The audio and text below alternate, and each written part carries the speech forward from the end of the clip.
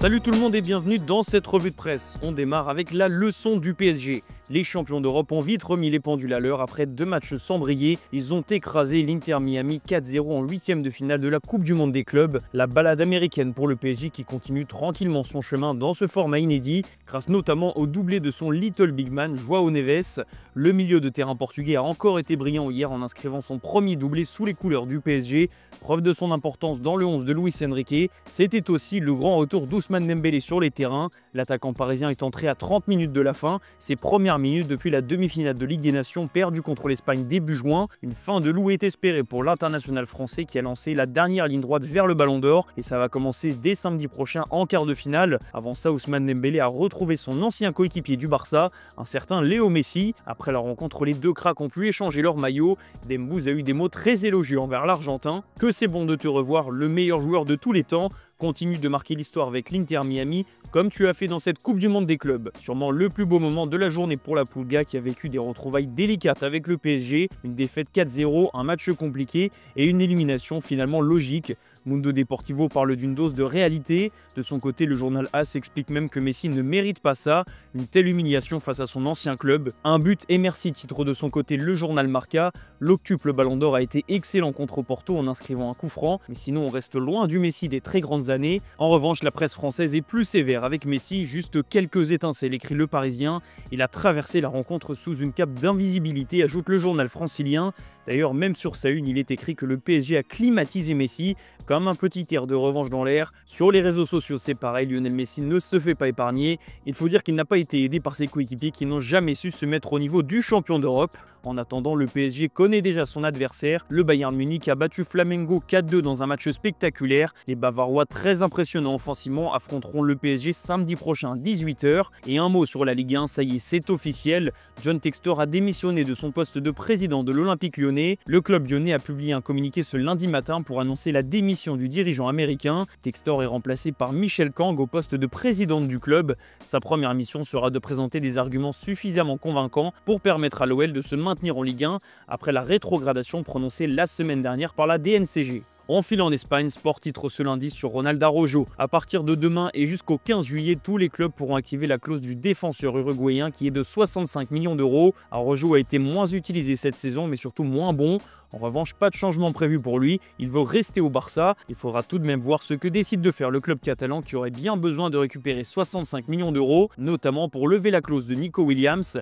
Le dossier progresse bien, explique le journal catalan. On pourrait arriver au bout cette semaine avec le paiement tant attendu de la clause libératoire de l'international espagnol. Un mot sur le Real Madrid avec le 8e de finale de demain contre la Juventus. Luka Modric et Lucas Vazquez savent qu'ils peuvent jouer leur dernier match à tout moment. Ils ne prolongeront pas au Real et la fin d'aventure se rapproche, même s'ils espèrent évidemment finir sur un nouveau trophée. Aurélien Tchouaméni, lui, ne partira pas du Real Madrid. D'ailleurs, Xabi Alonso le considère déjà comme un leader. Qu'il soit aligné en défense ou au milieu, l'international français est l'un des hommes sur lesquels s'appuie le nouvel entraîneur du Real. Et côté mercato, le club madrilène n'a peut-être pas fini ses emplettes. Marca explique que Xabi Alonso aimerait encore avoir quelques renforts, mais ça pourrait aussi bouger dans le sens des départs. Toujours pas d'offre reçue pour Rodrigo, mais vu que son temps de jeu diminue, son avenir pourrait bien s'écrire ailleurs.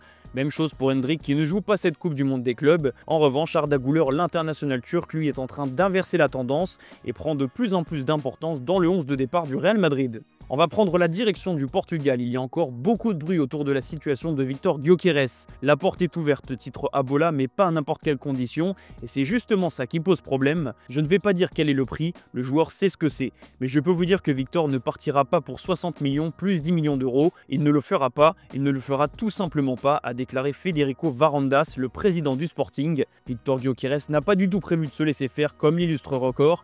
Il est en rupture totale avec son club et n'envisage pas de se présenter à la reprise de l'entraînement. On évoque même une résiliation unilatérale de son contrat.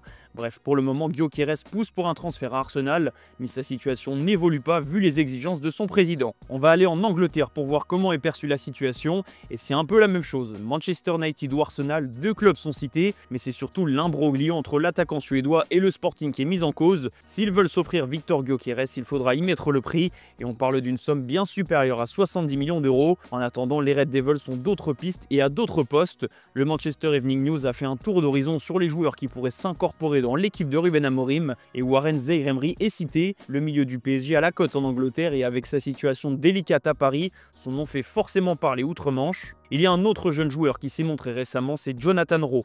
L'attaquant de l'OM a inscrit le but vainqueur en finale de l'Euro Espoir avec l'Angleterre, de quoi lui donner un peu plus de perspective à l'OM. Il fait partie des plans de Roberto De Zerbi, annonce la Provence. Reste à voir comment l'utilisera le coach italien, mais surtout à quelle fréquence. Cette saison, il a montré de belles choses, mais avec beaucoup d'inconstance.